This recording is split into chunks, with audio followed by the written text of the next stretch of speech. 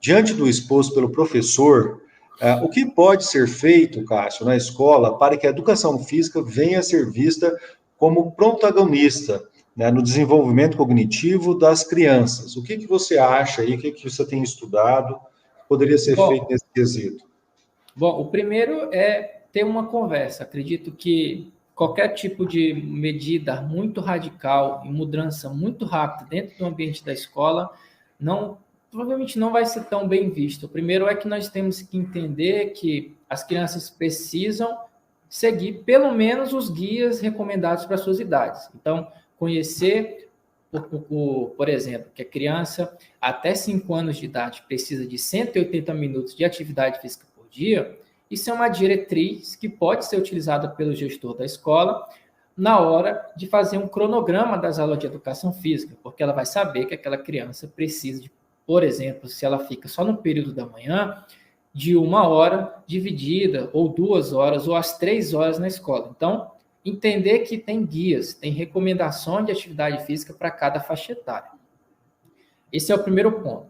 O segundo ponto é entender que as aulas comuns de um modelo padrão, elas seguem uma certa padrão, tipo português, matemática, intervalo, história e o último horário.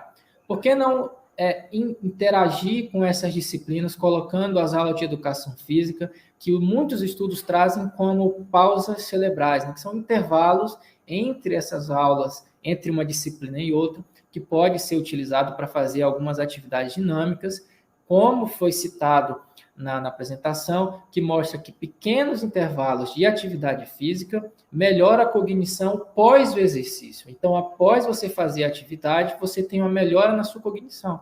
E isso, para uma criança que às vezes chega um pouco mais sonolenta na escola, chegar e ter atividades que façam ela ficar mais atenta e mais concentrada, isso traz, muitos trabalhos já vem mostrando, traz muitos benefícios para o rendimento da criança durante as atividades na escola. Não estou falando de aspecto cognitivo, estou falando da criança ser mais atenta, dela prestar mais atenção no professor, dela ter mais compreensão dos conteúdos, dela ficar mais, não ficar tão hiperativa durante as aulas. Isso traz benefício a longo prazo nos aspectos cognitivos da criança.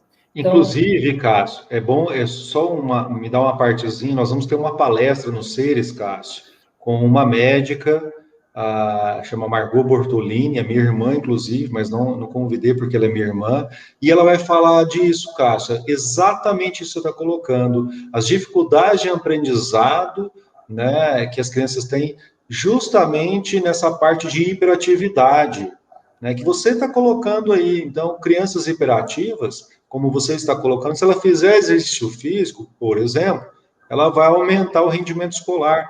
E às vezes essa criança hiperativa, ela não é uma criança deficiente no aprendizado. O problema é que ela não consegue ficar parada. E aí, brincadeiras à parte, eu fui uma criança hiperativa, eu sofri muito, né? Porque eu não conseguia ficar parado, né?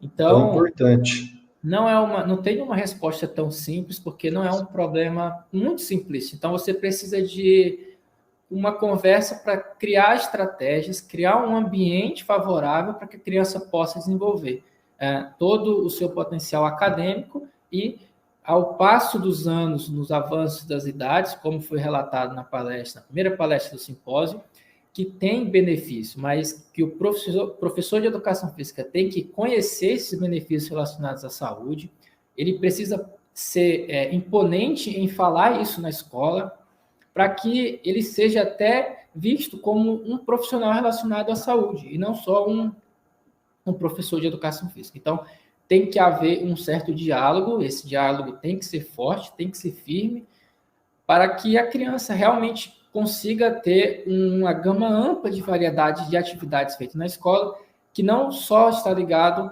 à saúde, mas a diversos aspectos, dentre eles o aspecto cognitivo. E aí vem uma contradição que você também colocou, né, Cássio, que é a Organização Mundial de Saúde, esses guias, o guia brasileiro que você muito bem colocou aí, foi publicado semana passada ou retrasada, não lembro, eles colocam que criança de 6 a 17 anos deveriam fazer 60 minutos por dia de exercício físico moderado. E hoje, você também colocou, na minha infância também, Cássio, igual você, eu brincava na rua, né? Fazia minha tarefa, minhas atividades em casa, quando eu estudava de manhã, ia brincar na rua, voltava à noite. Hoje não dá mais. E aí tem uma contradição. Qual que é a contradição? As crianças fazem atividade física basicamente na escola. E a escola só tem 2 horários de 50 minutos, quando tem, por semana, quando um desses horários não é teórico. E aí, qual que é o fim da escola? Né, que a gente discute muito. O fim da escola é o aprendizado, um dos fins das escolas, né, um dos fins. Mas um principal fim é o aprendizado. Se a criança está ficando obesa e é sedentária, como que ela vai aprender? E aí você colocou um assunto muito importante, né? Nas reuniões, você colocou, nas reuniões, o professor de educação física, reuniões de professores, ele fica, às vezes, deslocado, né? Porque até mesmo os próprios professores acham que o professor de educação física tinha que estar cuidando das crianças no recreio, no pátio, e eu não acho que é muito bem por aí, né? Mas eu queria escutar